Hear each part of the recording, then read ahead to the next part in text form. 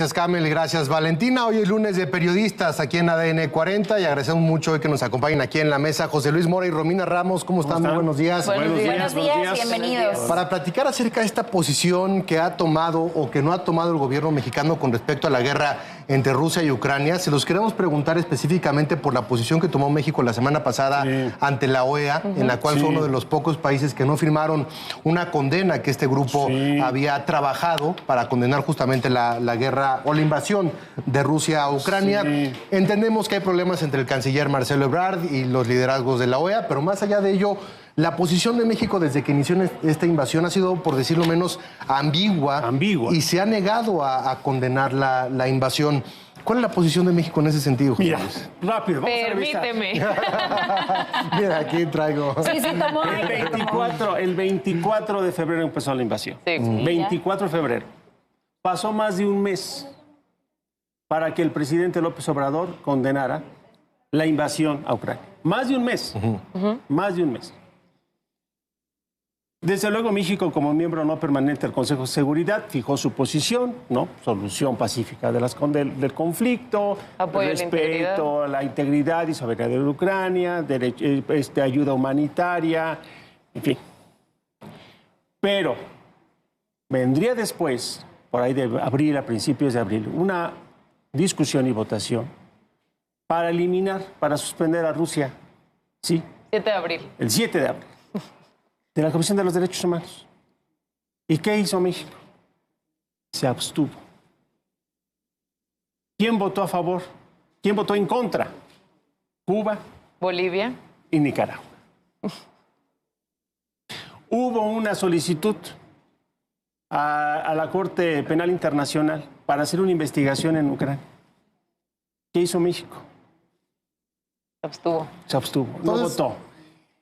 No es ambigua la posición. Es consecuente. Lo que pasó la semana pasada es muy en esa lógica. Sí, desde luego, condena la invasión, pero hasta el momento, no sé si, Romina, ustedes recuerdan algo, un pronunciamiento para Rusia condenando la invasión, uno solo no lo he escuchado. De acuerdo. Sí, claro. No Incluso se hasta la elección de palabras que de repente tiene tanto la Secretaría como el propio presidente Andrés Manuel López Obrador, ¿no? No es invasión, es la ocupación, etcétera. Cuidando mucho las formas y la verdad es que dejándonos tal vez mal parados. Ha sido muy cauteloso, o sea, la postura de México ha sido muy cautelosa para cuidar la relación que tenemos incluso con Rusia. En el primer vuelo de rescate de mexicanos por parte de las Fuerzas Armadas Mexicanas no se llevó ayuda humanitaria a Ucrania. En el segundo ya se llevó un poco, pero sobre todo ni siquiera era para Ucrania, era para que estuvieran en la frontera de Rumania cuando llegaban los refugiados ucranianos. Ante los ojos internacionales, México sigue estando dentro del grupo de países que están apoyando este conflicto porque no ha hecho una postura y no ha condenado propiamente esta invasión rusa. Lo del jueves pasado ante la invasión ante lo de la OEA, pues deciden votar en contra. México también, o sea, el presidente lo dijo, o sea, ahora con el tema del tema aeroespacial, pues él dijo, a ver, no nos metan en el argüende, ¿no? O sea, eso es un tratado que ya se firmó desde el año pasado en septiembre, pero tampoco ha decidido terminarlo o posponerlo o nada. Simplemente, pues sigue estando, la postura del presidente sí, un poco a favor de los refugiados, del tema humanitario, porque creo que a fin de cuentas se nos está olvidando que son personas las que están sufriendo, son los ucranianos los que están sufriendo. Y este fin de semana el escaló abismalmente después de que vimos lo del referéndum, después de que vimos la postura de Vladimir Putin, este decreto para mandar más gente a Ucrania. Entonces creo que ante los ojos internacionales estamos apoyando. Y a ver, y ante los ojos internacionales y ante los ojos de Ucrania, porque yo me quedo con lo que tú dices, José Luis, respecto a la consistencia, ¿no? de la posición de México, más allá de la ambigüedad que le queramos imponer. Para el presidente Volodymyr Zelensky y para su equipo, las propuestas de paz que ha presentado el gobierno de México ante Naciones Unidas y ante los diferentes mediadores son acuerdos que beneficiarían a Rusia. Lo dijo el jefe de gabinete, el vocero del gobierno ucraniano. A ver, el plan de México que anunció el 15 de septiembre, 16 de septiembre el presidente, es un plan prorruso. Y el mensaje de Volodymyr Zelensky en la OEA la semana pasada decía, a ver, ¿qué diría Miguel Hidalgo en estos momentos si una invasión de una cuenta española o imperialista llegara a tierras mexicanas? O sea, la posición de lo que tú decías también, Romina, del gobierno de Ucrania frente a lo que está ocurriendo en México es una posición prorrusa. Sí. Oye, y además de refilón, no se nos olvide este pequeño debate, si ustedes quieren, sobre el Premio Nobel de la Paz. Sí, sí. Que el presidente dijo, bueno, ¿cómo se le ocurre al Parlamento Europeo proponer a presidente ucraniano para el Nobel de la Paz? Y coincidentemente, como si fuera un diálogo, se dio entre el martes y el jueves un pequeño diálogo ahí entre el presidente, Zelensky, y otra vez el presidente diciendo, bueno, pues, en fin, eso por parte del Ejecutivo. Pero en el Legislativo hay otra vertiente. Este grupo de amigos, de diputados, amigos de Rusia, habían pasado, ¿qué? ¿Cuántas semanas? ¿3 semanas? 4 semanas. Que viajaron. O sea, el Senado lo mismo, lento, muy lento el Senado. Ustedes saben que el Senado es quien directamente tiene que ver los asuntos de política exterior.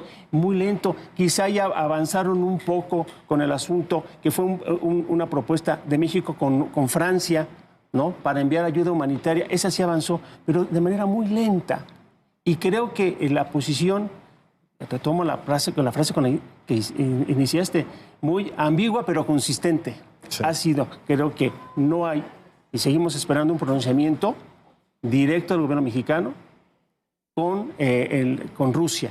Una condena, independientemente de la condena hacia Rusia, creo que también debería de haber una muestra de apoyo a los ucranianos. O sea, porque también cuando llegaron los ucranianos en el segundo vuelo de las Fuerzas Aéreas Mexicanas, tampoco se les ofreció un refugio, tampoco se les ofreció otra condición. O sea, tampoco ha habido una manera en la que México esté apoyando a Ucrania de manera humanitaria, con una postura de neutralidad. Ni se ha condenado, ni tampoco se ha ayudado. Sobre todo cuando también ha habido un bloque importante de países que han impuesto sanciones económicas, que realmente están teniendo una participación activa en favorecer o más bien tratar de evitar que esta guerra continúe, digamos, ir cerrando los frentes para Rusia. A ver, no se cerró el espacio aéreo, la guerra, el espacio aéreo tampoco se cerró, lo cerraron Canadá y Estados Unidos, pero México no lo cerró. Ahí está.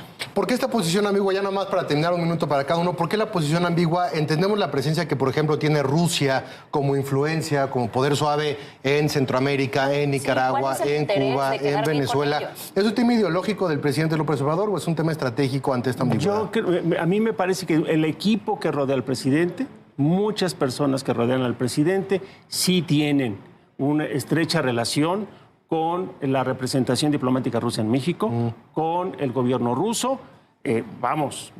Ahí están los hechos. El grupo de amistad, el grupo de amigos que se manifestó abiertamente para apoyar a Rusia está muy claro. Y yo creo que eso ha influido en la política exterior mexicana, en el Ejecutivo, a través de su Secretaría de Relaciones Exteriores. Yo creo que sí tiene, a mi parecer, creo que sí tendría que ser un tema ideológico y también de liderazgo ante los países latinoamericanos. Creo que México, a raíz de este conflicto, se ha visto beneficiado. Incluso el discurso el 15 de septiembre, creo que no venía ni siquiera al caso en ese momento el tema del planteamiento de pacificación de Rusia y Ucrania en un discurso cuando era meramente nacional, ¿no? Cercanía, ideología y también liderazgo latinoamericano. Con eso nos quedamos. Romina, muchas gracias. José Luis. Gracias, Valter. Muchas gracias. Juan Pablo, Romina. Vamos a hacer una pausa en ADN Conmigo. En 3 minutos empieza la competencia con el juego del acertijo, marcador en ceros. ¿Quién tomará ventaja hoy? El campeón Pablo de Rubens. ¿No está?